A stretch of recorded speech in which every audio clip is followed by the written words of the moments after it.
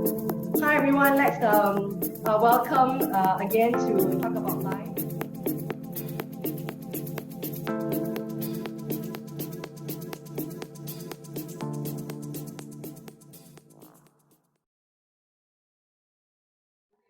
Yeah. Okay. Thank you so much, everyone, for tuning in to the House of Talk About Life. And you're actually watching this on YouTube, Talk About Life, and you're listening in podcast, Talk About Life. And Talk About Life is the platform whereby people can talk freely, respectfully about the issues of life. Welcome you to Singapore now, virtually. So Singapore is and for our listeners who does not know about Singapore, Singapore is an island city-state. Okay, it's an island that's surrounded by water, 40 kilometers from the east to the west, and you can drive from the east to the west of the island like in 1 to 1.5 hours. And there's no way to run outside the border because it's just surrounded by water. You can't run, you gotta swim. And it's a tropical island. So today, even in November, the weather I reckon is about 32 degrees, and in the night is about 26 to 28. Sometimes a little bit cooler, about 24. But it's consistent throughout the year. And I would like to promote Singapore a little bit because we're waiting for the tourism dollar for post-pandemic economy reconstruction. So I would like listeners to welcome you to Singapore post-pandemic. Bring your family, spend the money here, stay in the hotels, shop. Yeah. So I think all of us are preparing for the days of post-pandemic for a long time. So today I'm so grateful for Iman to chose herself to be interviewed by myself in my podcast for the viewers and the listeners about pandemic in Pakistan. And a little bit before we go into um, the interview with Iman, that she's so graciously have accepted to talk about her observations and her own experience and her own opinion. I'd like to just share with everyone today on the 18th of November 2020, which you will be listening in anytime in the future, right? You could be listening in 2021 because on the internet, time is not a factor. Geography is not a factor. So I need to tell you where we are and how we're doing today. Okay, in the world today, we're closing into I think about 56 million cases. It's kind of like not a great number for all of us. Okay, to be exact, the number today is, and for all the viewers and listeners, 55,961,152 registered reported cases. And the death rate or the death fatality number is 1,343,709, and people who are in mild cases, critical cases, etc. People can go on to worldometer.info, and of course it is registered here 38,900,000 have already recovered. So you've got all these are arbitrary numbers, okay, and they're moving, okay. So today the number that I have for our listeners for Pakistan, which I need Iman to tell me like what she thinks about the number that is being reported in the internet. It's 363,380 registered cases, 7,230 fatalities, and I think almost 90% or or so have recovered from it. And Pakistan has a population of 222 million people, and you've got all these data online. And today, the registered number of positive cases is 208 uh, case, and the fatality for today is 37, okay, which is reflected in the internet. Without further ado, on such a very serious note, for mankind, I would like to invite Ayman. Say hi to everyone. Tell her about yourself, where you're coming, where you are, and then address our concern for your country and your people, please. Yeah. So hello, my name is Dr. Ayman. I am part South Asian, so I was visiting my family. I actually live in Istanbul, Turkey. I was visiting my family before Corona, and then the border closed. So I chose to stay in Pakistan with my family because this is really crucial time, and we need a lot of support from our close ones because of lockdowns, and the situation is really bad out there. Even before, when the pandemic started, it was really hard situation for everyone. So I chose to stay in Pakistan. And in Pakistan, I'm staying in Karachi with my parents. So before starting, you shared the numbers and statistics of Pakistani death rate and how much population in Pakistan. If I want to, I might want to add that Pakistan is one of those few countries that have not only recovered from Corona and its outcome really quickly, but it was on WHO list as not very developed country, it's underdeveloping country. So the strategy that government put into recovering Corona was really good. And because of that, because a large number of people in Pakistan, mostly 70% of them are youth. So that's why they have created a herd immunity. So, it means that 70%. is being immune to corona and COVID actually. Could you So it's more, explain slower and with greater detail? This herd immunity has already been created in Pakistan. I mean, the world has got to listen to this case really attentively. Tell us. so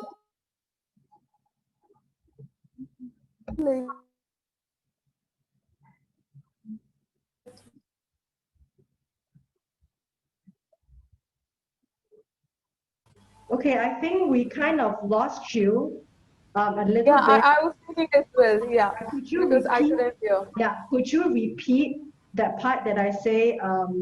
The world Yeah. has got to listen to your explanation of herd immunity in Pakistan, because I don't think any country have attained that state yet. Tell us. Yeah. So actually, what is that Pakistan is underdeveloping country, right? So because of that, a lot of people could not afford healthcare, due to which they are more reliable on food, Yeah, and they are more reliable on the natural processes to overcome a lot of diseases. yeah, So, and also we are very close community. So, because of being a Muslim community, there is one thing in Muslim faith that if someone has a disease, you don't have to leave that person, but you have to take care of them. So, when you are, when you're inhaling healthy air and exhaling, so that person is going to get the same healthy germs from you to themselves. yeah. So, because of this thinking and because of that, we developed immunity within ourselves. Like before, those people who were affected from corona, they were not tracked uh, really fast. So they were in the people, and by the time, uh, you know, I, I would like to say like this because there are already so many vaccinations in Pakistan that are working, that people has really strong immune system. So when the corona bodies enter into them, they develop antibodies automatically, and and because every family live in close compounded, like Asian families live really closely. So because of living together, they started developing antibodies. Like I developed antibody, and then my father developed antibody. You can see, so it became a chain, and the chain started to follow throughout. So Pakistan was one of the few countries that had herd immunity, and a lot of people, that's why 90% of the people were recovered from corona. Only 10% of those people who died were either too old or they had the corona in very critical condition, like they were very away from the station or the hospitals, they were not taken to hospital in time, or they might assume that they didn't have corona and it became complicated. So by the time they were taken to hospital, the situation became bad for them, then they died. Other Okay, than that, I want you to go a little bit slower because you are touching on many things that I'm very interested in, and the world needs to hear about this. And I don't think we have any news from Pakistan at all. I don't see any news. So let us get this out to the world. Um, Tell us, how did you know that you have already in your body the antibody? Have you get yourself tested? Have you got your family tested? What are the mechanism in place that the infrastructure in place or not in place for you to get all these testings? And what kind of tests are they? I mean, there are different tests, right? The PCR tests, a lot of tests, and tell us also the exposure to the virus. Exposure means some people got the infection, but very little, not enough to like succumb your body to it. And of course, they could be asymptomatic and the body never succumb to it. And they start building these antibodies. Explain that in certain understandable or medical terms. So these are the three things I really want you to talk about because you're going to something that is so important for a lot of countries right now. Tell us. yeah. So actually, see, Corona did not enter Pakistan until March 2020.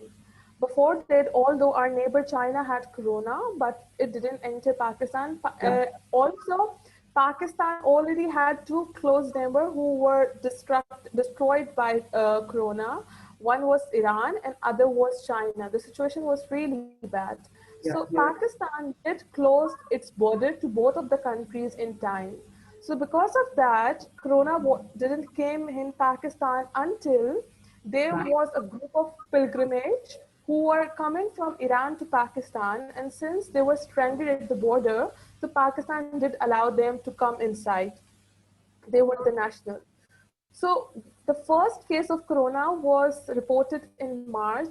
It was a student from university in Karachi, and he wasn't feeling well. He went and he got tested for corona, and then government was able to control it by then. They actually went and tracked all the people who interacted with that student, and they all made them enter the quarantine into a government facility. So later, there was another group of pilgrimage that came from Iran into another city of Pakistan. So even before they came, the government facilitated them into one of their facilitating building and put them there in quarantine for 15 days. But the corona that was entering Pakistan wasn't so powerful like it was in Wuhan. So we were at advantage, and not also it wasn't so powerful that was in Italy as well. Okay. But in comparison to both countries, China and Italy, Pakistan does not have very developed infrastructure and very developed, system. So the people are already living into situation where they are very tough. Yeah. We have lot of, if you might read a newspaper, Pakistan has already been fighting a lot of circumstances. So because of that, naturally, the people have a strong immune system to Yeah. fight with different kind of diseases. So when Corona entered, and in starting, the numbers were piling up, but it Yeah. wasn't so scary as it was in the rest of the world. So by then, the government were really efficient, especially the government of Sindh. They put the whole province into lockdown, and that lockdown ended in 4 months. So that lockdown was actually really strict. Yeah, so that lockdown was actually really strict, and the government was able to put emphasis on every rule. So they were able to make restriction on restaurant, takeaways, school, they closed everything, even offices. And then there was one major lockdown that was put by the central government into the whole country. And that lockdown ended almost 3.5 months later. By that time, government made different hospitals into the cities. They actually converted the expo centers of the city into hospitals. In one of those hospitals, I worked with my brother, and the system was really good there for the doctor, for the facilitators. Meanwhile, people were actually, very cooperative into imposing these rules because they were taking all the rules and regulations really seriously. But by the 4 month came, Pakistan is not a developed country. So the situation economically started to deteriorate, and people were too much, they were now too much frustrated because of the economic situation. So they started coming out of their home. Even though government has still put so much restriction, but most of the businesses has opened up. Now what happened, the people who were actually exposed to corona, eh, they had developed antibodies. So when they started mingling with other people, the other people who were asymptomatic, somehow they develop antibodies as well. Now this is very miraculous thing, um, even our scientists and researchers are working on the fact that how did it happen, because it wasn't something we were expecting at all, because living in a country where the infrastructure of healthcare is not very strong, it is such a big thing that has happened. Otherwise, our infrastructure would have collapsed. Yes. Now Because tell us, backtrack a little bit the question. How did the people discover they have antibodies? okay, so what happened that the people did not discover that they had antibodies. Those people who had corona, when they went through tests again after the quarantining of 15 days, they and their families were tested. So it was in that test, it came that the people have started developing antibodies, and they started taking samples out of population of 20,000 in every city and in every area. So that's why it became evident that the more and more people are developing antibodies from each other. So it was government and WHO that started testing. People didn't know out of themselves that they have developed antibodies. And even those who were asymptomatic, they might have mild symptoms of COVID, but just because they had already developed antibodies, their symptoms were not very severe. So they were able to recover really quickly after COVID. So this was one of the strongest factor as well. And also because you are a doctor, right? You've got your Yeah. medical background, so it's so useful for us to understand it in from your perspective. Now, tell us. No, it seems that there is a very structured approach, right? At first, the city was being quarantined, and then for 4 months, and then during that quarantine period of 4 months, the rest of the places boost up the infrastructure, right? And then after the 4 months, if I'm right, the people started to move because it started to people starting to really just get back to the usual life, and then Yeah. virus started to move, and then when the virus went into the household for quarantine, the rest of the family got exposed to it. They did not succumb to it. They did not fall sick, but they built the immunity with antibodies. Am I right? And then the governments through major cities took 20,000 of the samples and studied them. Am I right? So it's a very Exactly. structured, it is a very structured Yeah, approach. yeah, you're right. Yeah. And how what kind of help did WHO render into the country? What kind of role do they play, and what kind of help and support do they give? So WHO first batch of, they were actually helpful in sending the precautions to people and guiding government. So in Pakistan, we were fortunate enough to have China as one of our friend countries. So there was a team of doctors that came to Pakistan in, I guess, when we were in lockdown. 2 months into lockdown, a team of specialized doctors who were specialized into epidemic studies, epidemiology, they came to Pakistan and they did had different conferences. They did train the other doctors who were working here. So we had already first-hand information from a nation who had conquered Corona by then. Because by then, the number of coronavirus patients were decreasing It's in going down Wuhan. in China. Okay. Yeah. Yeah. So they did guide us. So by then, WHO was one of the bridge that connected Pakistan and China. And also, some of the officials of the WHO were eager to give different guidelines and they were always active. So it was really helpful because people were listening to them. So it was one of the factors through videos, through social media, they did play a role in that sector. Okay, I want to know from your medical point of view, explain to us. I'm not medically trained, and we have to assume that none of us are. When you say when the virus came to Pakistan, it wasn't that strong. Yeah. What do you mean, and how do you define, and how do the doctors, the scientists know it wasn't that strong from a genome pattern, the genome print, etc. How do you know it wasn't that strong? And then tell us from the medical uh, perspective, is there a mutation that this virus is becoming weaker as it travels? Tell us. So I might not be the best person to talk about it because I'm not doctor for epidemiology. But from my medical experience and from my practice, the COVID virus is not a new thing.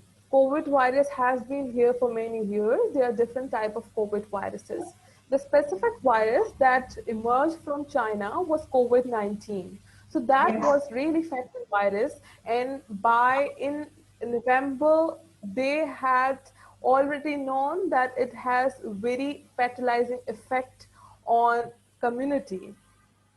So, by they had already started vaccination against it. They were testing it. They were testing on their people. So, Yeah.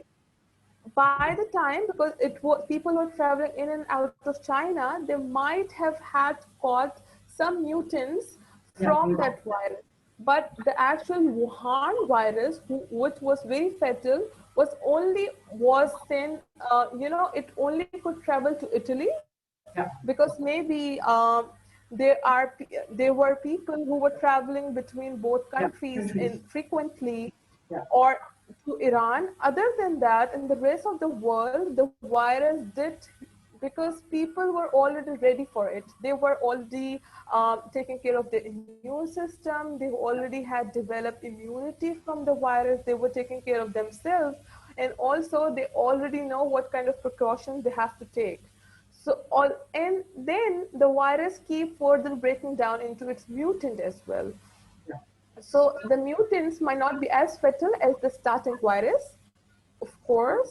So rest of the world did get a part of COVID virus, but it wasn't COVID-19, the extreme, the Wuhan virus. So Wuhan virus is very different from what the rest of the world has I got. see. So this is very interesting, and also because of the explanation you've got. Now tell us, when you say that Pakistan already get the vaccine, when you say vaccine, you're talking about the COVID-19 vaccine or just a normal flu vaccine? Explain what is the scenario like right now? Sorry, I did not understand your question. Because in your introduction, you say that Pakistan did have vaccination, right? Pakistanis have some vaccination or some Yeah. vaccines. Now, what kind of vaccines are you referring to? So in starting, see, actually, because we are developing nation, so there are a lot of diseases that are already in Pakistan. So Yeah. people do get vaccination when a kid are born. They do get vaccination for tetanus, for polio, for Yeah. tuberculosis. These type of vaccination are already being, injected to kids. So, but they start to have a body system. Their body start making them uh, actually, how I say it, their bodies start to make itself uh, in a way that it know how to act upon these diseases, how to act upon these viruses and bacteria once they enter into the bodies. And then they take these vaccines, so their body also know the procedure of developing antibodies. You understand that? So when a new virus comes, the body already know what the process it has to go through. The last time it went through when it was injected polio vaccine. So the body knew steps that now I have to develop antibodies. But like the situation, like in developed countries, Singapore, maybe, Japan, US, you guys are not vaccinated those medicine, or you're not giving those vaccination because those diseases have already been erased from your part of the I world. So see. that's why also there is no Understood. dust, there's no smoke, there is no pollution. So your systems are really sensitive. You cannot inhale. The water is always clean. So do you Hi understand everyone, that? let's welcome again to Talk About Life.